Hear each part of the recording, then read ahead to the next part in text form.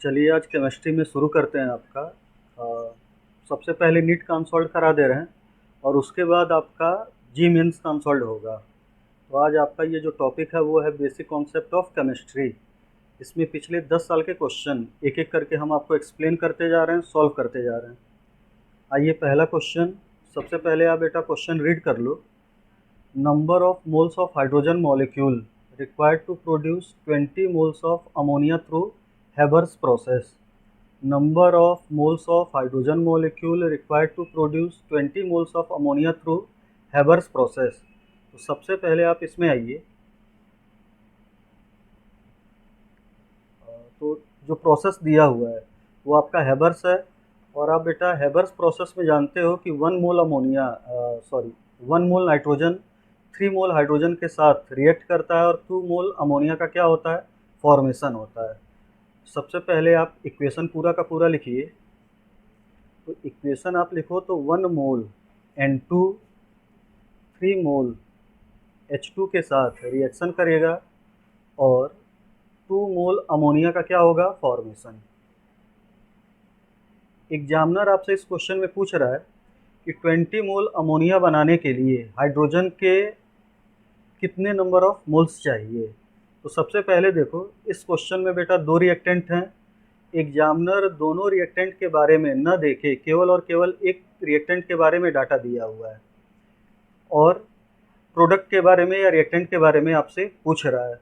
तो क्वेश्चन आपको simple unity method से सॉल्व करना है। एग्जामिनर पूछ रहा है कि 20 मोल अमोनिया बनाने के लिए हाइड्रोजन के नंबर ऑफ मोल कितने लगेंगे। तो सिंपली आप देखो कि 2 मोल अमोनिया बनाना हो तो हाइड्रोजन के कितने नंबर ऑफ मोल लगे हैं, 3। तो यहाँ से आप सॉल्व कीजिए तो 2 मोल अमोनिया के फॉर्मेशन के लिए हाइड्रोजन के नंबर ऑफ मोल 3 लग रहे हैं। तो 1 मोल बनाने के लिए नंबर ऑफ मोल लगेंगे 3/2। और एग्जामिनर पूछ रहा है कि 20 मोल बनाने के लिए कितने नंबर ऑफ मोल हाइड्रोजन लगेंगे। इसको आप सॉल्व कीजिए तो आपका जो आंसर आएगा वो होगा 30 मोल। मतलब आपका ऑप्शन जो होगा वो कौन सा जाएगा, डी। तो ऑप्शन आपका जो होगा वो कौन सा होगा, डी। आइए अगला क्वेश्चन देखा जाए। सेकंड क्वेश्चन आप देखिए। तो सेकंड क्वेश्चन में आपका है the density of 2 molar aqua solution of sodium hydroxide is 1.2 ग्राम पर ml सेंटीमीटर क्यूब। फिर आगे एग्जामिनर कह रहा है कि the molality of the solution is. Examiner ने क्वेश्चन में सॉल्यूशन की डेंसिटी दी हुई है, सॉल्यूशन की मोलैरिटी दी हुई है और सॉल्यूशन की मोलैलिटी पूछ रहा है। तो सबसे पहले इस क्वेश्चन को सॉल्व करने के लिए जो मोलैलिटी की बेसिक डेफिनेशन होती है उस पे आइए। आप जानते हो कि मोलैलिटी इक्वल टू होता है number of moles of solute upon weight of solvent in KG. हमें नंबर ऑफ मोल्स सॉल्यूट के चाहिए और बेटा जो सॉल्यूशन है जो सॉल्वेंट है उसका वेट किस में चाहिए, केजी में। और एग्जामिनर डाटा केवल और केवल मोलैरिटी दिया हुआ है और सॉल्यूशन की डेंसिटी दिया हुआ है। तो सबसे पहले सोचो कि सॉल्यूशन में number of moles of solute कितने होंगे। अब यहाँ पे आप देखिए कि ये 2 मोलर आपका दिया हुआ है। तो 2 मोलर सॉल्यूशन का मतलब होता है कि 2 मोल सोडियम हाइड्रोक्साइड 1 लीटर सॉल्यूशन के अंदर प्रेजेंट होगा। फिर से आप सुनिए, 1 molar aqua solution of sodium hydroxide का मतलब होगा कि 1 मोल सोडियम हाइड्रोक्साइड जो होगा वो 1 लीटर सॉल्यूशन के अंदर होगा। 2 मोलर का बेटा मतलब होगा कि 2 मोल्स ऑफ सोडियम हाइड्रोक्साइड जो होगा वो 1 लीटर एक्वा सॉल्यूशन के अंदर प्रेजेंट होगा। तो यहाँ पे आपका जो number of moles of solute है वो आपका n equal to clear cut है कि कितना है, 2। अब अगर आपको सॉल्वेंट का वेट मालूम चल जाए तो न्यूमेरिकल आपका क्या हो जाएगा, सॉल्व हो जाएगा। तो सबसे पहले आप सोचो कि दिए हुए डाटा के द्वारा आप कैसे सॉल्वेंट का वेट निकाल सकते हो। तो यहाँ पे आप देखिए कि सॉल्यूशन की डेंसिटी जो है वो 1.2 ग्राम पर ml पर सेंटीमीटर क्यूब दी हुई है। और आप जानते हो कि डेंसिटी का फार्मूला जो होता है वो होता है density equal to mass per unit volume. अब 2 मोलर सॉल्यूशन में जो सॉल्यूशन होगा उसकी वॉल्यूम 1 लीटर होगी, सॉल्यूशन की डेंसिटी दी हुई है, तो सॉल्यूशन की हम मास निकाल सकते हैं। तो यहाँ से mass of solution equal to हो जाएगा डेंसिटी 1.28 इंटू सॉल्यूशन का वॉल्यूम 1 लीटर, डेंसिटी ml में दी हुई है तो वॉल्यूम भी आप किस में लो, ml। इसको सॉल्व करो तो ये पूरा का पूरा 1280 इतना आएगा। अब सॉल्यूशन का टोटल मास 1280 ग्राम आ गया है। अगर आप सॉल्यूशन के वेट में से सॉल्यूट का वेट निकाल दीजिए तो सॉल्वेंट का वेट आ जाएगा। तो हमने बेटा यहाँ पे सॉल्वेंट का वेट निकालने के लिए क्या किया कि 1280 में से, अब आप देखो नंबर ऑफ मोल 2 हैं तो mole equal to weight upon molecular weight, इस फार्मूले से आप कैलकुलेट कीजिए तो सोडियम हाइड्रोक्साइड का टोटल वेट 80 आ रहा है। ये सॉल्व करो तो आएगा 1200। अब फार्मूले में हर एक चीज़ रख लीजिए और आपका बेटा जो मोलैलिटी होगा वो कैलकुलेट हो जाएगा। तो यहाँ से आपका मोलैलिटी इक्वल टू हो गया number of mole, number of मोल कितना है 2, और वेट जो आपका है सॉल्वेंट का वो कितना हो गया 1200। अब ये ग्राम में है, इसको बेटा केजी में कन्वर्ट करने के लिए 1000 से क्या कर दो, डिवाइड कर दो। तो ये आपका कट गया, ये आपका 2 6 जा 12 हो गया। 10 को आप 6 से डिवाइड करो तो 6 1 जा 6, 4 बचा, 6 6 जा 36, 1.6 समथिंग ये आंसर आएगा। इसका मतलब जो आपका ऑप्शन सी है वो क्या होगा, सही होगा। आइए नेक्स्ट क्वेश्चन पे, क्वेश्चन नंबर 3। ढंग से बेटा क्वेश्चन नंबर 3 पढ़ो। क्वेश्चन आपका अच्छा है, एक बार पूरी की पूरी ये चीज़ पढ़िए, फिर उसमें देखिए कि कौन कौन सी रिएक्शन इन्वॉल्व हो रही हैं। और ए mixture of 2.3 gram formic acid and 4.5 gram oxalic acid is treated with concentrated sulfuric acid. The evolved gaseous mixture is passed through KOH pellets. Weight in gram of the remaining product at STP will be. फिर से एक बार question पढ़िए। Mixture of 2.3 gram formic acid and 5.5 gram oxalic acid is treated with concentrated sulfuric acid. Evolved gaseous mixture is passed through KOH. Weight in gram of the remaining product is. Examiner question में क्या कह रहा है कि हमारे पास formic acid oxalic acid का gaseous mixture है जिसको कंसनट्रेटेड सल्फ्यूरिक एसिड के द्वारा ट्रीट किया जा रहा है। फिर बेटा जो गैस इवॉल्व हो रही है उस गैसियस मिक्सचर के थ्रू पोटेशियम हाइड्रोक्साइड को पास कराया जा रहा है। पोटेशियम हाइड्रोक्साइड को पास कराने पे जो बचेगा, जिसका वेट बचेगा, वो टोटल वेट कितना होगा, ये क्वेश्चन आपसे पूछा जा रहा है। तो सबसे पहले चलिए इसमें रिएक्शन आपका क्या होगा ये हम आपको एक्सप्लेन करें। तो यहाँ पे आइए, ये आपका बेटा फॉर्मिक एसिड हो गया। फॉर्मिक एसिड का एग्जामिनर रिएक्शन करा रहा है कंसंट्रेटेड सल्फ्यूरिक एसिड के साथ।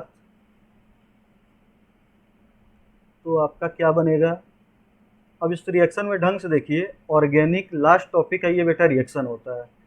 फॉर्मिक एसिड को एग्जामिनर कंसंट्रेटेड सल्फ्यूरिक एसिड के साथ मतलब डिहाइड्रेटिंग एजेंट के साथ हीट कर रहा है। तो आपको कुछ नहीं करना है, फॉर्मिक एसिड में से वाटर आप बाहर निकाल दो। तो आपने बेटा वाटर बाहर निकाल दिया तो H2O बाहर निकला, आपका बचेगा कार्बन मोनोऑक्साइड और प्लस ये वाटर। वाटर यहाँ पे बचेगा नहीं, वाटर चला जाएगा कंसंट्रेटेड सल्फ्यूरिक एसिड के साथ, तो इसको आप कैंसिल करो। दूसरा आपका रिएक्शन है oxalic acid. Oxalic acid, oxalic acid को भी एग्जामिनर कंसंट्रेटेड सल्फ्यूरिक एसिड के साथ हीट कर रहा है। तो अब आप देखिए ऑक्जेलिक एसिड से वाटर एलिमिनेट होगा तो आपका कार्बन मोनोऑक्साइड बचेगा प्लस कार्बन डाइऑक्साइड बचेगा प्लस वाटर। वाटर बेटा बचेगा नहीं, वाटर को जो आपका कंसंट्रेटेड सल्फ्यूरिक एसिड है, डिहाइड्रेटिंग एजेंट है, वो क्या कर लेगा, एब्जॉर्ब। तो न्यूमेरिकल को सॉल्व करने में हमें बेटा वाटर के बारे में कुछ नहीं सोचना है। अब एग्जामिनर हमसे कह रहा है कि ये जो गैसियस मिक्सचर है उस गैसियस मिक्सचर को पोटेशियम हाइड्रोक्साइड के थ्रू पास किया जा रहा है। अब ढंग से रिएक्शन सुनिए। पोटेशियम हाइड्रोक्साइड इनऑर्गेनिक का बेस होता है और बेस को जब गैसियस मिक्सचर के द्वारा पास किया जाएगा तो इसमें बेटा ये जो कार्बन डाइऑक्साइड है ये एसिडिक नेचर का होता है। KOH इस कार्बन डाइऑक्साइड को बेटा एब्जॉर्ब कर लेगा। अब केवल और केवल कार्बन मोनोऑक्साइड बचेगा जो न्यूट्रल होता है, कार्बन मोनोऑक्साइड बचेगा जो न्यूट्रल होता है। इन दोनों का वेट यूनिटी मेथड से कैलकुलेट कीजिए, ऐड कीजिए, वो आपका आंसर होगा। तो अब न्यूमेरिकल आपका ये कैसे सॉल्व होगा, तो ढंग से देखो। 1 मोल फॉर्मिक एसिड है, 1 मोल फॉर्मिक एसिड को जब कंसनट्रेटेड सल्फ्यूरिक एसिड के साथ ट्रीट किया जा रहा है तो 1 मोल कार्बन मोनोऑक्साइड बच रहा है। और यहाँ पे एग्जामिनर 2.3 ग्राम फॉर्मिक एसिड दिया हुआ है। अब फॉर्मिक एसिड का बेटा आप वेट कैलकुलेट करो, तो फॉर्मिक एसिड की जो वेट होती है ये आपकी कार्बन हो गया 12, 2 ऑक्सीजन आपके हो गए 32 और 2 हाइड्रोजन 2 हो गए। तो आपका टोटल वेट 32 प्लस 2 44 प्लस 2 46।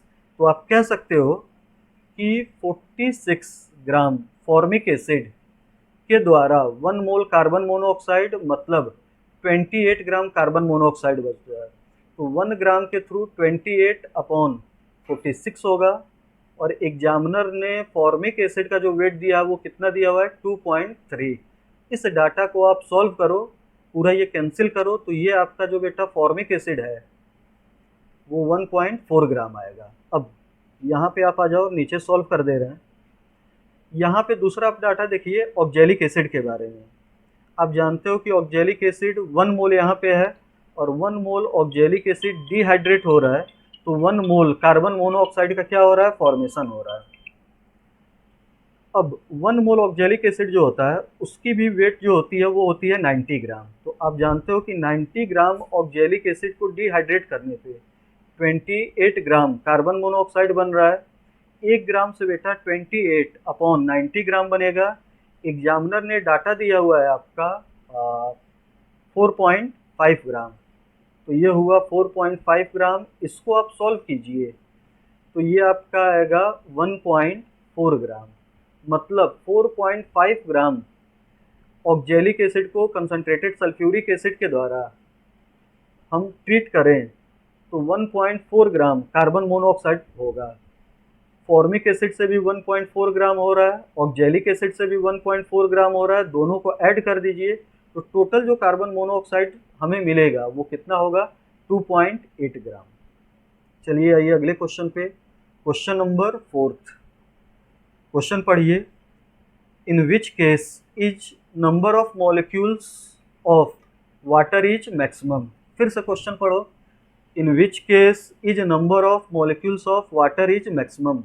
बेटा सिंपल क्वेश्चन है, इस क्वेश्चन में कुछ नहीं है। इसका कॉन्सेप्ट हम आपको बता दे रहे हैं, आप ढंग से थ्योरी याद करो। तो सबसे पहले हमने कहा था कि कोई भी चीज़ दिया हो और नंबर ऑफ मॉलिक्यूल या नंबर ऑफ एटम पूछा जाए तो दिए हुए डाटा को नंबर ऑफ मोल में चेंज करो। नंबर ऑफ मोल में आप चेंज करो और उसके बाद एवोगैड्रो नंबर से मल्टीप्लाइड करो नंबर ऑफ मोल को, तो नंबर ऑफ मॉलिक्यूल मिलता है। नंबर ऑफ मॉलिक्यूल को आप बेटा एटॉमिसिटी से मल्टीप्लाइड करो तो नंबर ऑफ एटम मिल जाता है। इस क्वेश्चन में नंबर ऑफ मॉलिक्यूल पूछ रहा है, मतलब इन 4 ऑप्शन को आप सॉल्व कीजिए और जिस ऑप्शन में बेटा जितने ज़्यादा नंबर ऑफ मोल होंगे उसी में नंबर ऑफ मॉलिक्यूल क्या होंगे, ज़्यादा। तो अब आप इसमें देखिए पहला ऑप्शन, इसमें बेटा 18 ml ऑफ वाटर दिया हुआ है। तो वाटर की वॉल्यूम दी हुई है, उसको नंबर ऑफ मोल में चेंज करो। फार्मूला बेटा वॉल्यूम अपॉन 22.4 नहीं होगा क्योंकि ये फार्मूला केवल और केवल गैस के लिए अप्लाइड होता है। तो सबसे पहले वाटर की डेंसिटी 1 ग्राम पर ml, इसके हेल्प से आप 18 ml वाटर को 18 ग्राम वाटर में चेंज कीजिए। फिर 18 ग्राम वाटर मिल गया, उसको वाटर के मोलिकुलर वेट से डिवाइड कर दो, इसका नंबर ऑफ मोल मालूम चल जाएगा। सेकेंड ऑप्शन में आप आइए तो सेकेंड ऑप्शन में वेट दिया है, वाटर के मोलिकुलर वेट से डिवाइड कर दो तो यहाँ नंबर ऑफ मोल मिल जाएगा। थर्ड ऑप्शन में आइए, तीसरे ऑप्शन में, तो वॉल्यूम दिया हुआ है, प्रेशर दिया हुआ है और बेटा टेम्परेचर दिया हुआ है। आइडियल गैस इक्वेशन गैस के लिए भी होता है, डाइल्यूट सॉल्यूशन के लिए भी होता है। PV = nRT का यूज करके आप इसमें नंबर ऑफ मोल निकाल दीजिए और डी ऑप्शन में आपका नंबर ऑफ मोल दिया हुआ है। फिर आप चेक कर लो कि जिस ऑप्शन में नंबर ऑफ मोल ज़्यादा होंगे उसमें नंबर ऑफ मॉलिक्यूल भी क्या होंगे, ज़्यादा होंगे। आइए अगला क्वेश्चन, चलिए क्वेश्चन पढ़ते हैं। क्वेश्चन है आपका, suppose the element x and y combine to form two compound xy2 and x3y2 when 0.1 mole xy2 weighs 10 gram and 0.05 mole of x3y2 weighs 9 gram. Atomic weight of x and y are। फिर से सुनिए question. Suppose the element, examiner का है कि दो element है x और y, दोनों आपस में कंबाइन हो रहे हैं। कंबाइन होने के बाद दो कंपाउंड बना रहे हैं xy2 और x3y2। xy2 जो है उसका नंबर ऑफ मोल जो है वो आपका बेटा 0.1 है और x3y2 के नंबर ऑफ मोल जो है वो 0.05 है। पहले वाले कंपाउंड का वेट 10 ग्राम दिया हुआ है, दूसरे का 9 ग्राम दिया हुआ है। अब दोनों कंपाउंड जिस कंपोनेंट से, जिस एटम से मिल के बने हुए हैं उनका एटॉमिक वेट पूछा जा रहा है। सिंपल क्वेश्चन है, पहले कंपाउंड का वेट और नंबर ऑफ मोल दिया हुआ है, दूसरे कंपाउंड का वेट, नंबर ऑफ मोल दिया हुआ है। तो simple formula weight number of mole equal to weight upon molecular weight, इसका यूज करके आप इक्वेशन लिखिए, दूसरे कंपाउंड को इक्वेशन लिखिए और फिर सोचिए कि इनको कैसे आप सॉल्व कर लेते हैं। तो हम पहला इक्वेशन आपका लिख रहे हैं, weight number of mole equal to weight upon molecular weight. तो पहले में आपका बेटा जो नंबर ऑफ मोल है वो 0.1 है, तो 0.1 equal to weight upon molecular weight. अब ढंग से देखिए, पहला कंपाउंड दिया हुआ है xy2, xy2 का जो मॉलिक्यूलर वेट होगा वो x का एटॉमिक वेट प्लस 2y का एटॉमिक वेट के बराबर होगा। तो यहाँ पे हो गया x प्लस 2y। इसको बेटा फर्दर आप सॉल्व कर लो तो ये हो गया x plus 2y equal to 100। ये हमारा हो गया पहला इक्वेशन। दूसरे कंपाउंड के लिए आप इक्वेशन बनाइए, तो दूसरे कंपाउंड में इक्वेशन जो होगा वो हो गया आपका 0.05 equal to weight upon molecular weight. Weight आपका दिया हुआ है 90 और यहाँ पे आपका जो मॉलिक्यूलर वेट होगा वो हो गया 3x प्लस 2y के बराबर। अब इसको फर्दर आप सॉल्व कीजिए, तो 0.05 को बेटा सॉल्व करो तो नीचे 100 आएगा, 500 आप ये कट पिट करो तो नीचे आपका 20 आएगा, 20 उधर गया, 9 से मल्टीप्लाइड हुआ तो 180 आएगा। मतलब जो सेकेंड इक्वेशन बनेगी ये हो गई 3x plus 2y equal to 180। ये हो गया आपका सेकेंड इक्वेशन। अब आइए यहाँ पे आगे सॉल्व कर देते हैं। अब इक्वेशन पहला देखिए, इक्वेशन दूसरा देखिए। अब खुद सोचिए कि इन दोनों इक्वेशन को सॉल्व करें तो हम क्या करें कि हमारा x और y का वैल्यू आ जाए। तो अब आप देखो, सेकेंड इक्वेशन में से बेटा सिंपली पहले इक्वेशन को क्या कर दो, माइनस। तो सेकेंड इक्वेशन में से पहले इक्वेशन को आप माइनस करोगे तो 2y कैंसिल हो जाएगा, 3x में से x जाएगा तो ये आपका बचेगा 2x, और 180 में से 100 जाएगा तो ये आपका बच जाएगा 80। यहाँ से आपकी x की वैल्यू आ जाएगी 40 के आसपास। अब हमारे पास वैल्यू जो होगी ये आ जाएगी 40 के आसपास। अब हमारे पास बेटा x प्लस 2y, ये पहला इक्वेशन, 3x प्लस 2y ये दूसरा इक्वेशन है। दोनों में से किसी इक्वेशन में जिसमें आपको मन करे x की वैल्यू रख दीजिए तो y आपका कैलकुलेट हो जाएगा। पहले वाले इक्वेशन में आप रख दो तो 2y इक्वल टू आएगा 100 माइनस 40, 100 माइनस 40 आप कीजिए तो 60 आएगा। 2y इक्वल टू 60 होगा तो y इक्वल टू आपका कितना आ जाएगा, 30। मतलब x आपका 40 आ रहा है, y जो आपका है वो 30 आ रहा है। चार ऑप्शन में से चेक कीजिए तो जो पहला वाला ऑप्शन है ये क्या होगा, आपका सही होगा। अब आइए अगले क्वेश्चन पे, सिक्स्थ क्वेश्चन पे। और क्वेश्चन आप पढ़ लो, what is mass of precipitate formed when 50 ml of 16.9% solution of silver nitrate is mixed with 50 ml of 5.8% sodium chloride solution. ढंग से बेटा इस क्वेश्चन को देखिए। इस टाइप के क्वेश्चन का मोल कॉन्सेप्ट में ट्रेंड आज चल रहा है, क्वेश्चन पूछे जाने की प्रोबेबिलिटी या इस टाइप के क्वेश्चन पूछे जाने की प्रोबेबिलिटी आजकल बहुत ज़्यादा है। फिर से आप ढंग से एक बार क्वेश्चन पूछिए। एग्जामिनर कह रहा है कि मास of precipitate formed when 50 ml of 16.9% AgNO3 solution is mixed with 50 ml of 5.8% sodium chloride solution. Examiner कह रहा है कि AgNO3 सिल्वर नाइट्रेट का कुछ डाटा दिया हुआ है, उसको सोडियम क्लोराइड के साथ मिलाया जा रहा है, तो जो बेटा प्रेसिपिटेट बनेगा उसका वेट कितना होगा। अब ढंग से देखो, एग्जामिनर ने दो रिएक्टेंट हैं, दोनों का डाटा वॉल्यूम और परसेंटेज के फॉर्म में दिया हुआ है, और जो चीज़ पूछ रहा है वो आपका वेट के फॉर्म में पूछ रहा है। चलिए कुछ नहीं, सॉल्व करते हैं। तो सबसे पहले जो आपकी इक्वेशन बननी चाहिए उस इक्वेशन को हम लिख दे रहे हैं। तो इक्वेशन आपका बेटा बनेगा silver nitrate AgNO3 plus sodium chloride solution, ये आपका हुआ AgCl। ये AgCl का बेटा प्रेसिपिटेट बनेगा और एग्जामिनर इसका वेट पूछ रहा है। अब ढंग से देखो, इस क्वेश्चन में सिल्वर नाइट्रेट की परसेंटेज दी हुई है, वॉल्यूम दिया हुआ है, NaCl का परसेंटेज दिया हुआ है, वेट दिया हुआ है, वॉल्यूम दिया हुआ है, और AgCl का केवल और केवल क्या पूछ रहा है, वेट। तो अगर हम किसी भी तरीके से इस क्वेश्चन में सिल्वर क्लोराइड का नंबर ऑफ मोल निकाल लें तो number of mole equal to weight upon molecular weight, इस फार्मूले से हम इसका वेट निकाल सकते हैं। चलिए सबसे पहले हम क्या करें कि जो AgNO3 का डाटा दिया हुआ है उसको किसी भी तरीके से हम नंबर ऑफ मोल में चेंज करें, और डाटा दिया हुआ है वॉल्यूम के फॉर्म में, परसेंटेज के फॉर्म में। तो एक बेटा आपको फार्मूला मालूम होगा कि number of mole equal to होता है मोलैरिटी इनटू वॉल्यूम, और मोलैरिटी का एक और formula 10 into x% into density.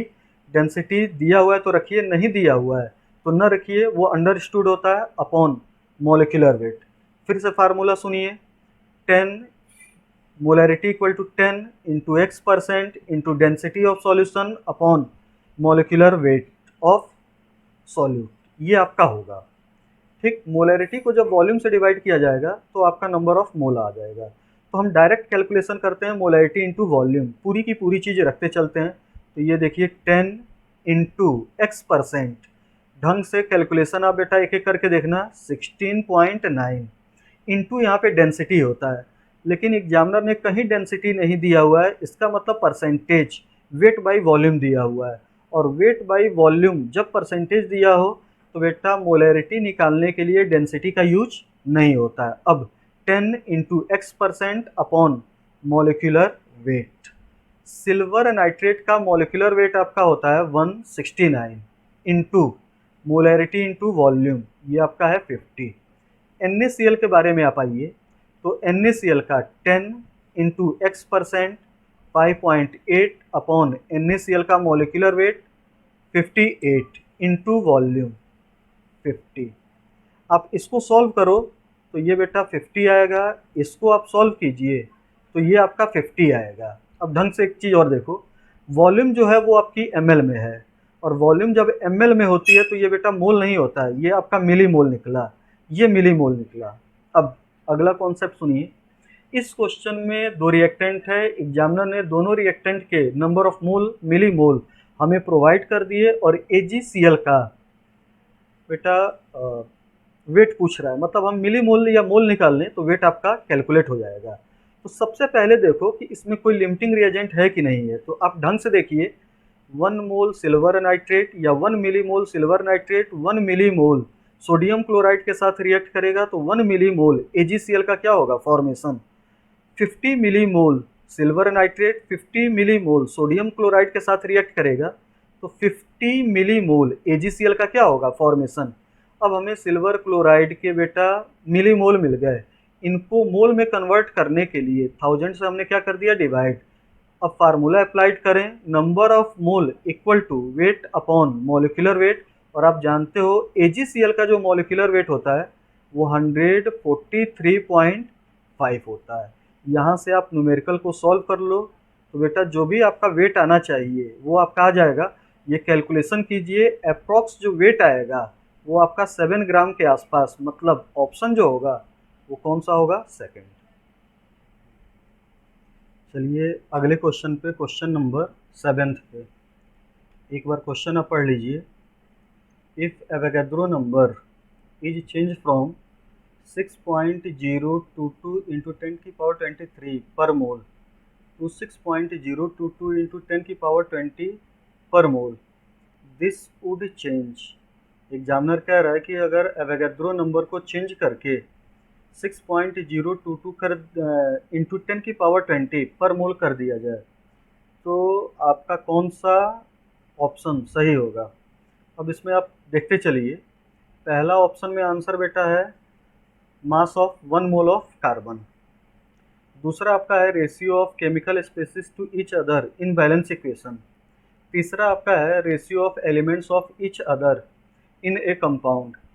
और फोर्थ ऑप्शन आपका है definition of mass in unit in gram. अब ढंग से सुनो, सेकंड जो आपका ऑप्शन है उसमें बेटा रेशियो दिया हुआ है, और रेशियो जो होता है वो कभी भी चेंज नहीं होता है, क्योंकि जो चेंज ऊपर होगा वही चेंज नीचे होगा, दोनों एक दूसरे के साथ कैंसिल हो जाएगा। थर्ड ऑप्शन में भी बेटा रेशियो दिया हुआ है, रेशियो कभी भी चेंज नहीं होता है। डेफिनेशन ऑफ मास, मास की जो डेफिनेशन होती है ये फिक्स क्वांटिटी होती है, डिफरेंट रेस्पेक्ट में ये एक्सप्लेन होता है, तो ये भी आपका चेंज नहीं होगा, कांस्टेंट होता है। अब इसमें नॉर्मली देखा जाए तो जो आपका आंसर होना चाहिए वो फर्स्ट होना चाहिए। देखिए कैसे फर्स्ट आपका आंसर होगा, तो एग्जामिनर कह रहा है कि आंसर आपका होगा मास ऑफ 1 मोल ऑफ कार्बन। आप जानते हो कि बेटा 1 मोल में कोई भी चीज़ एवोगैड्रो नंबर के बराबर होती है।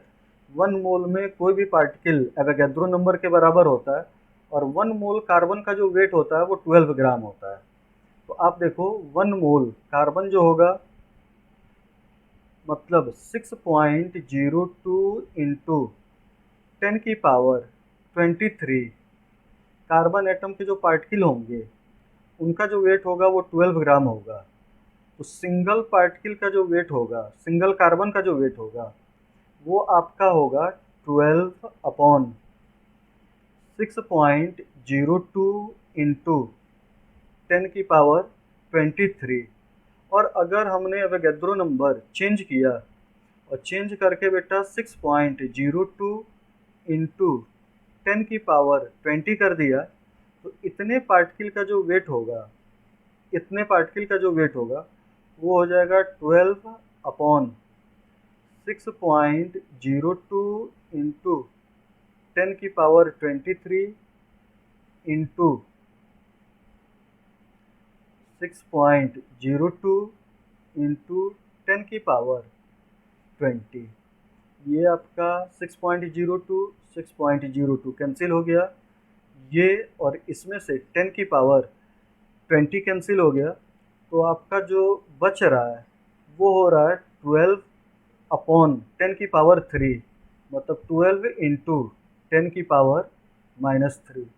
तो अगर बेटा एवोगैड्रो नंबर जो है वो Na से चेंज करके 6.022 इंटू 10 की पावर 20 कर दिया जाए, तो मास ऑफ 1 मोल जो कार्बन एटम होगा वो आपका 12 की जगह पे हो जाएगा 12 इंटू 10 की पावर -3।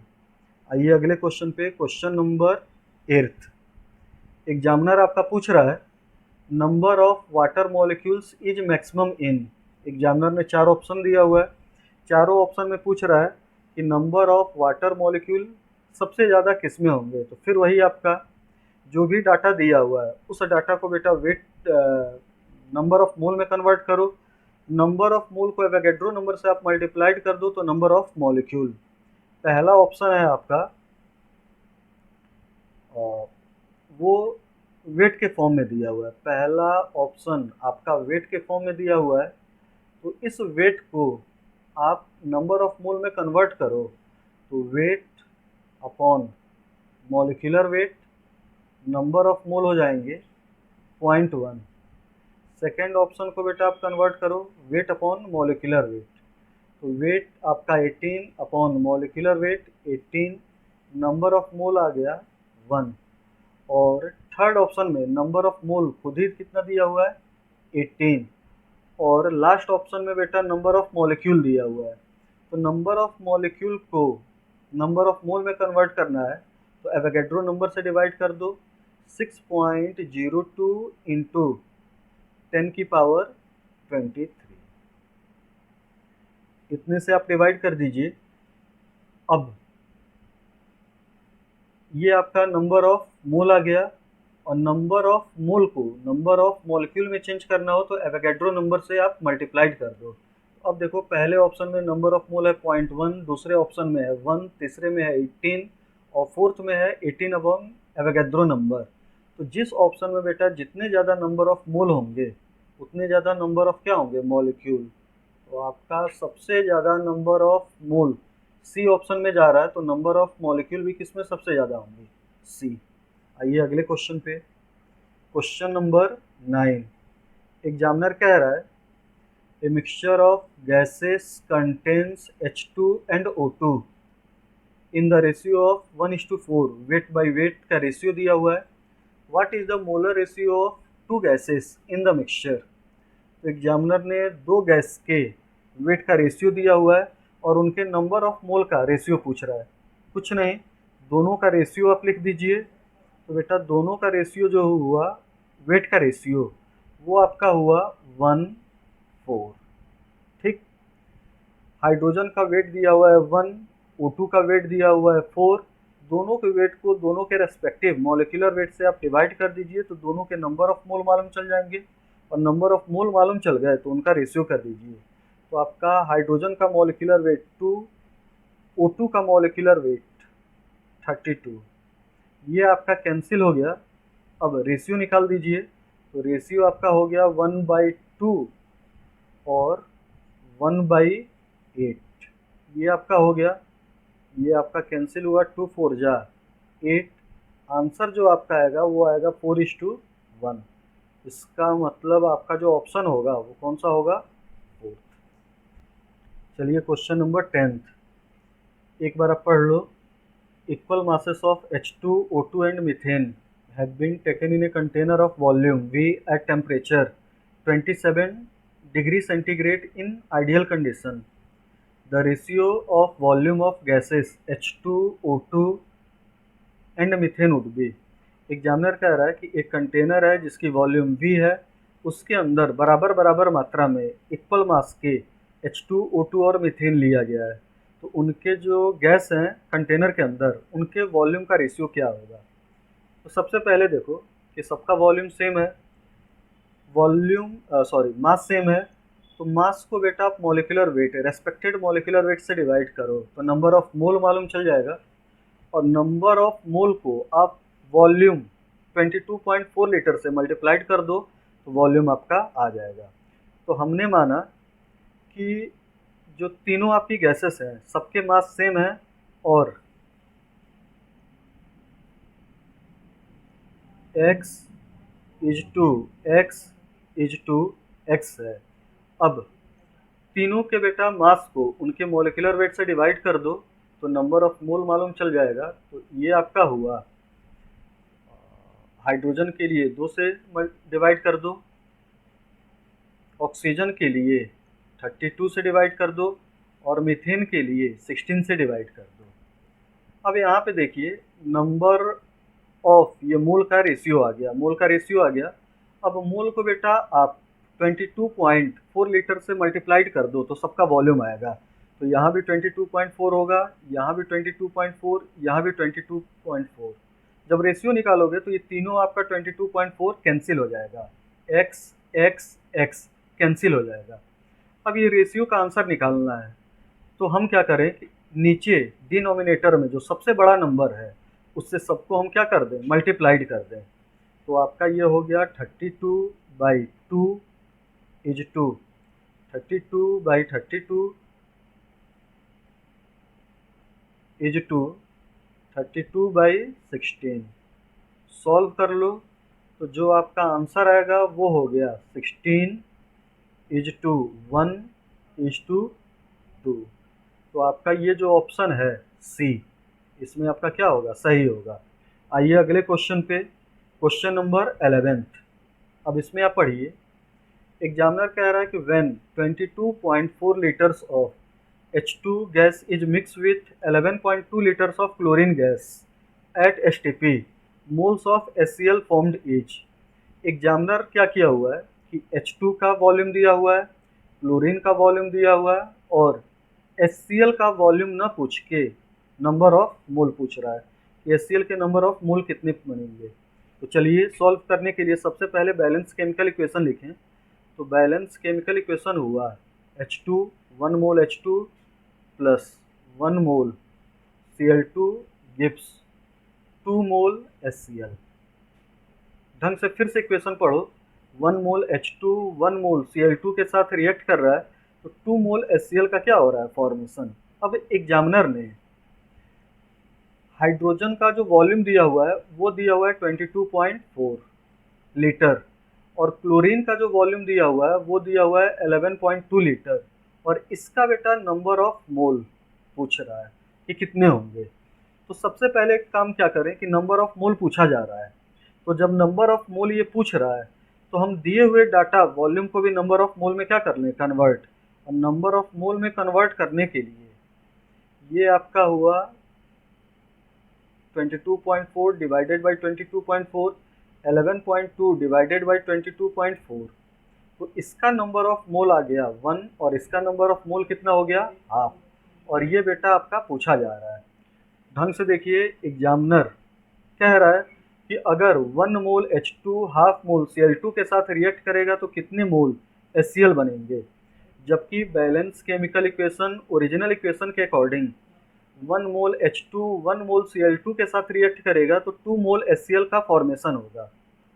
इस क्वेश्चन में बेटा आप देखो तो एग्जामिनर दो रिएक्टेंट हैं, दोनों के बारे में डाटा दिया हुआ है और प्रोडक्ट के बारे में पूछ रहा है, मतलब क्वेश्चन लिमिटिंग रिएजेंट का हुआ। तो आप ढंग से देखिए, सिंपल है निकालना। 1 मोल H2 के लिए 1 मोल Cl2 की रिक्वायरमेंट है, ठीक। तो यहाँ पे दिए हुए 1 मोल के लिए 1 मोल Cl2 चाहिए, लेकिन एग्जामिनर ने 1 मोल न दे के कितना दिया हुआ है, 0.5। इसका मतलब Cl2 लिमिटेड है, कम मात्रा में है, और ये क्या हुआ, लिमिटिंग रिएजेंट। और आप जानते हो कि जो लिमिटिंग रिएजेंट होता है वही प्रोडक्ट की अमाउंट को क्या करता है, डिसाइड करता है। अब ढंग से देखो, तो 1 मोल क्लोरीन 2 मोल HCl का क्या कर रहा है, फॉर्मेशन। तो 0.5 मोल जो क्लोरीन होगा वो 1 मोल HCl का क्या करेगा, फॉर्मेशन। इसका मतलब आंसर होगा 1 मोल HCl बनेगा। ऑप्शन आप चेक कीजिए। अगले क्वेश्चन पे आइए, क्वेश्चन नंबर 12 पढ़ लीजिए question. 1 gram of magnesium is burn with 0.56 gram O2 in a closed vessel. Which reactant is left in excess and how much? फिर से एक बार देखो क्वेश्चन बेटा। 1 gram magnesium burn with 0.56 gram oxygen in close vessel, which reactant is left in excess and how much. Examiner कह रहा है कि 1 gram magnesium 0.56 gram oxygen के साथ रिएक्ट कर रहा है, क्लोज वेसल है। क्लोज वेसल का मतलब कोई भी गैस आपकी इवॉल्व नहीं होगी। और फिर एग्जामिनर पूछ रहा है कि दोनों रिएक्टेंट में से कौन सा रिएक्टेंट एक्सेस में है, और जो एक्सेस में होगा वो कुछ ना कुछ बचेगा, पूरा रिएक्ट नहीं करेगा, तो कितना बचेगा। मतलब क्वेश्चन ये भी क्या हुआ, लिमिटिंग रिएजेंट का। चलिए बैलेंस केमिकल इक्वेशन लिखते हैं। बैलेंस केमिकल इक्वेशन हुआ Mg plus half O2 gives MgO। Balance chemical equation के अकॉर्डिंग 1 मोल मैग्नीशियम हाफ मोल O2 के साथ रिएक्ट करेगा तो 1 मोल मैग्नीशियम ऑक्साइड का क्या होगा, फॉर्मेशन। लेकिन एग्जामिनर बैलेंस केमिकल इक्वेशन हम पढ़ जो रहे हैं वो मोल के फॉर्म में पूछ रहा है, और एग्जामिनर ने क्या किया हुआ है कि वेट के फॉर्म में दिया हुआ है, वेट के ही फॉर्म में पूछ रहा है। तो ये देखो, इसके 1 मोल को वेट में हम कन्वर्ट करें तो आप जानते हो 1 मोल Mg का जो एटॉमिक वेट होगा वो 24 होगा, और हाफ O2 का जो वेट होगा वो कितना होगा, 16 होगा। तो आप कह सकते हो कि 24 ग्राम मैग्नीशियम को कंप्लीट बर्न करने के लिए 16 ग्राम O2 की रिक्वायरमेंट हो रही है। या 16 ग्राम O2 को रिएक्ट करने के लिए 24 ग्राम mg की आवश्यकता पड़ रही है। अब एग्जामिनर ने जो mg का वेट दिया हुआ है वो 1 दिया हुआ है और O2 का वेट कितना दिया हुआ है 0.6। चलिए एक एक करके चेक करते हैं। पहले हम ये चेक करें कि O2 लिमिटिंग रिएजेंट है कि नहीं है, क्योंकि जनरली कंबस्शन रिएक्शन में ऑक्सीजन ही क्या होता है, लिमिटिंग रिएजेंट। तो इसमें भी हम चेक करें कि O2 लिमिटिंग रिएजेंट है कि नहीं है। तो यहाँ पे लिमिटिंग रिएजेंट चेक करने के लिए यूनिटी मेथड का कैलकुलेशन 16 ग्राम O2 के लिए 24 ग्राम मैग्नीशियम की रिक्वायरमेंट है। 1 ग्राम O2 के लिए जो mg की रिक्वायरमेंट होगी वो हो जाएगी 24/16। एग्जामिनर पूछ रहा है कि 0.56 ग्राम O2 के लिए, या हमें ये पता करना है कि 0.6 ग्राम O2 के लिए कितने ग्राम mg की रिक्वायरमेंट होगी। तो ये आपका हो गया 24/16 इंटू 0.56। ये कैलकुलेट करें तो ये देखो 24/16 हम बेटा 4 से डिवाइड कर दें तो 4 4 जा 16 और 4 6 जा ये हुआ। अब यहाँ पे फिर से देखिए 2 2 जा 4 और 2 3 जा 6 ये हुआ। इस कैलकुलेशन को यहाँ लिख दें तो ये आपका होगा 6 3 जा 18, 1 5 3 जा 15 और 1 16। 1.68 डिवाइडेड बाई 2। यहाँ से आप सॉल्व करो तो ये हो गया 8 और ये हो गया 4 और 2 डेसिमल तो ये हो गया। अब फिर से देखिए 16 ग्राम O2 को कंप्लीट रिएक्ट करने के लिए 24 ग्राम mg की रिक्वायरमेंट है। 1 ग्राम के लिए इतना 0.56 ग्राम O2 को कंप्लीट रिएक्ट करना हो तो 0.84 ग्राम mg की रिक्वायरमेंट है, जबकि एग्जामिनर ने mg कितना दिया हुआ है 1, रिक्वायरमेंट है 0.84, दिया हुआ है 1, इसका मतलब mg की अमाउंट ज़्यादा है। तो ये बेटा एक्सेस में होगा। केवल और केवल 1 ग्राम में से 0.84 ग्राम रिएक्ट करेगा, जो बचा हुआ होगा जो वो आपका एक्सेस में होगा। तो एक्सेस अमाउंट हो गया 1 माइनस 0.84। ये आप सॉल्व कर लो तो आंसर आ जाएगा 0.16। ये आपका mg एक्सेस में होगा और आंसर क्या चला जाएगा, पहला। आइए अगले क्वेश्चन पे, क्वेश्चन नंबर 13। क्वेश्चन नंबर 13 में एग्जामिनर कह रहा है 6.02 इंटू 10 की power 20 molecules of urea present in 100 ml solution, concentration of the solution is. अब देखिए इस क्वेश्चन में एग्जामिनर ने सॉल्यूट के नंबर ऑफ मॉलिक्यूल दिए हुए हैं, सॉल्यूशन का वॉल्यूम दिया हुआ है और कंसंट्रेशन पूछ रहा है। और ढंग से देखिए चारों ऑप्शन यूनिट बेटा मोलैरिटी के फॉर्म में एग्जामिनर दे रहा है। तो इसका मतलब हुआ हमें मोलैरिटी का जनरल फार्मूला सोचना होगा। आप जानते हो कि मोलैरिटी का जनरल फार्मूला होता है number of moles of solute upon volume of solution in litre. अब यहाँ पे देखिए हमें नंबर ऑफ मोल चाहिए और एग्जामिनर ने बेटा नंबर ऑफ मोल ना देके नंबर ऑफ मॉलिक्यूल दिया हुआ है। तो सबसे पहले नंबर ऑफ मॉलिक्यूल को एवोगैड्रो नंबर से डिवाइड करो तो नंबर ऑफ मोल मिलेगा। तो ये आपका हो गया 6.02 इंटू 10 की पावर 20 अपॉन 6.02 इंटू 10 की पावर 23। ये नंबर ऑफ मॉलिक्यूल हमें मिल गया। अब वॉल्यूम से डिवाइड करें तो ये देखिए एग्जामिनर ने वॉल्यूम ml के फॉर्म में दिया है 100 ml, लेकिन हमें बेटा लीटर में चाहिए। तो इस 100 ml को लीटर में कन्वर्ट करने के लिए हम 1000 से डिवाइड कर दें तो ये आपका बेटा 1000 से डिवाइड हो गया। अब यहाँ पे कैलकुलेशन देखो आप, तो ये 10 की पावर 20 और ये 10 की पावर 3, 10 की पावर 23, 10 की पावर 23 कैंसिल हो गया। ये आपका बेटा कैंसिल हो गया। आंसर हो गया 1/100। 1/100 का मतलब हुआ 0.01, ये आपका हुआ और यूनिट आपकी हो गई मोलैरिटी। ऑप्शन आप चेक कीजिए, डी ऑप्शन। आइए अगले क्वेश्चन में, क्वेश्चन नंबर 14। चलिए क्वेश्चन पढ़ लेते हैं। एग्जामिनर कह रहा है कि in an experiment it showed that 10 ml of 0.05 molar solution of chloride required 100 ml of 0.1 molar solution of silver nitrate. Which of the following will be the formula of chloride? फिर examiner ढंग से देखिए, इसमें एक ये बात लिखा हुआ है कि X stands for symbol of the element other than chlorine. Examiner कह रहा है कि X और क्लोरीन को मिला के एक फार्मूला है, X और क्लोरीन को, क्लोराइड आयन को मिला के एक फार्मूला है।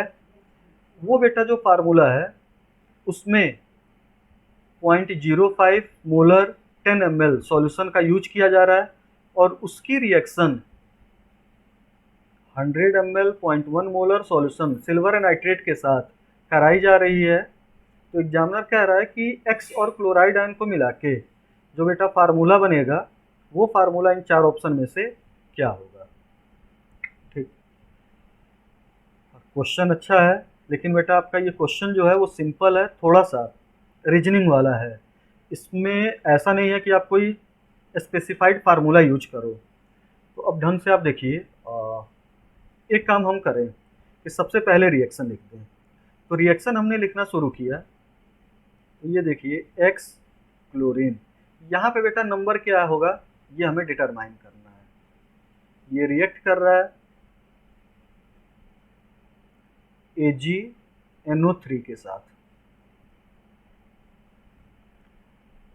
ठीक, तो बन रहा है AgCl। अब इसमें देखिए ये जितना मोल होगा उतना मोल ये बनेगा, तो इसमें हमें कोई ये बात नहीं है।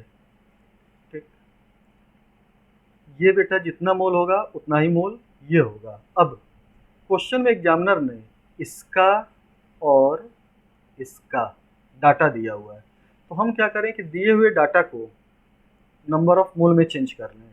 ढंग से डाटा देखो, इसका 1 मोल और इसका 1 मोल रिएक्ट कर रहा है, तो इसका 1 मोल बन रहा है।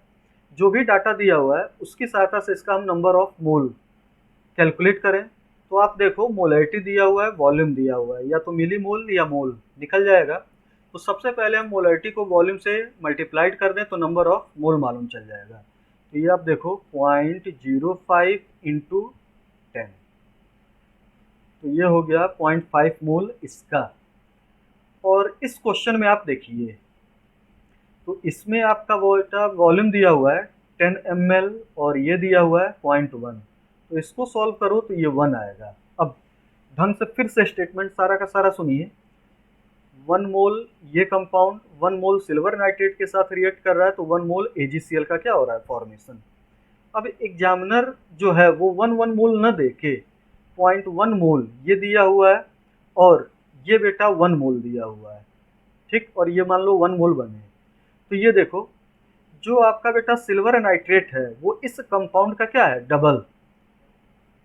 डबल है, लेकिन ये कंपाउंड दिया कितना हुआ है, हाफ दिया हुआ है। इसका मतलब जितना ये है उतना ये है और उतना ही ये बने, इसके लिए ये तो डबल है ना, तो ये तो बेटा डबल यूज हो गया, लेकिन ये दिया हुआ है हाफ। अब इसमें क्लोरीन को हमें डबल करना है, तो यहाँ पे फार्मूले में क्या हो जाएगा 2, तभी तो बेटा ये डबल होगा इस रेशियो के हिसाब से। तो आंसर आपका आ गया XCl2 और आंसर आपका चला गया B। आइए अगले क्वेश्चन पे, क्वेश्चन नंबर 15। एग्जामिनर कह रहा है कि which has maximum number of molecules among the following.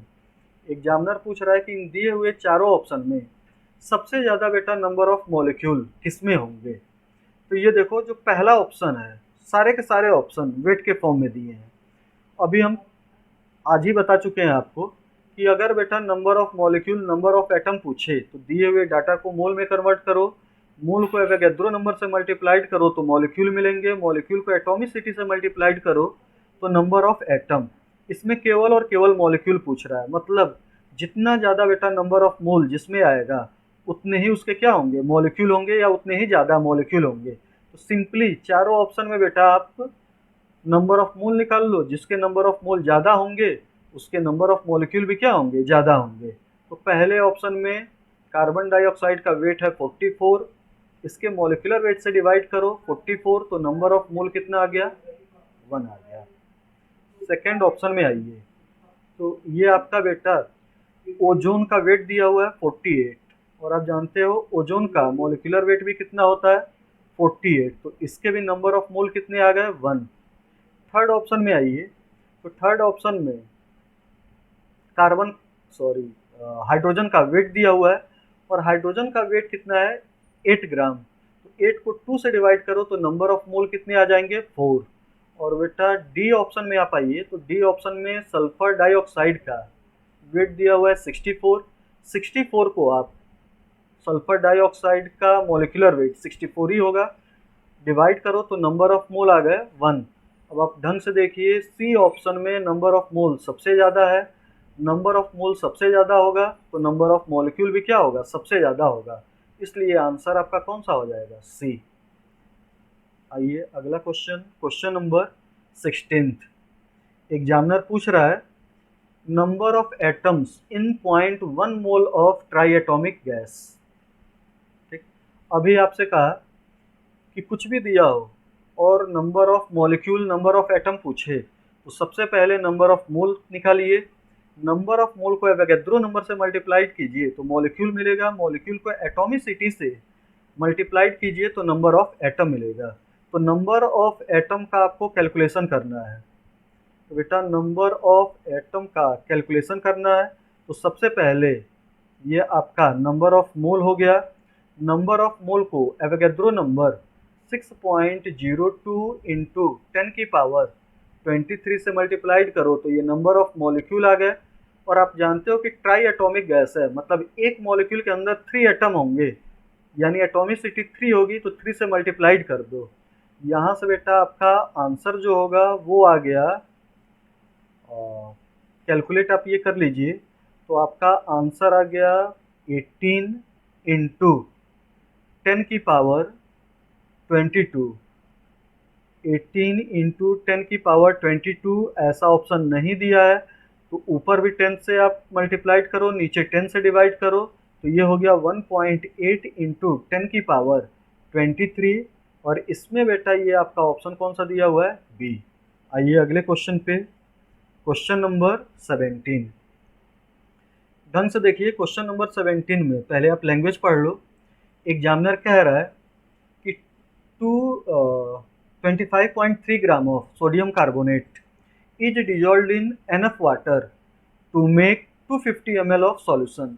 If sodium carbonate dissociates completely, molar concentration of sodium ion and carbonate ions are. Examiner कह रहा है कि हमारे पास सोडियम कार्बोनेट है। एग्जामिनर ने बेटा ये देखो सोडियम कार्बोनेट का वेट दिया हुआ है, कह रहा है कि ये 250 ml वाटर में मिक्सअप किया जा रहा है सॉल्यूशन बनाने के लिए। फिर बेटा जब ये पानी में सॉल्यूशन बना रहा है तो ये सोडियम कार्बोनेट डिसोसिएट हो रहा है। तो एग्जामिनर पूछ रहा है कि जब सोडियम कार्बोनेट डिसोसिएट होगा तो वो आप ऑप्शन देखिए, कह रहा है कि कितने मोलर सोडियम आयन बनाएगा और कितने मोलर कार्बोनेट आयन बनाएगा। तो सबसे पहले एक सिंपल चीज़ यहाँ पे आप देखो, जैसे बेटा आपका 1 मोलर सोडियम कार्बोनेट है, तो आप देखिए 1 मोलर सोडियम कार्बोनेट में सोडियम 2 मोल है, कार्बोनेट आयन 1 मोल है, तो ये डिसोसिएट होगा, कंप्लीटली आयोनाइज होगा, 2 मोल सोडियम आयन बनेंगे और 1 मोल आपका कार्बोनेट आयन होगा। मतलब जितने मोल सोडियम कार्बोनेट टूटेंगे उसके डबल सोडियम आयन फॉर्म होंगे और उतना ही कार्बोनेट आयन होगा।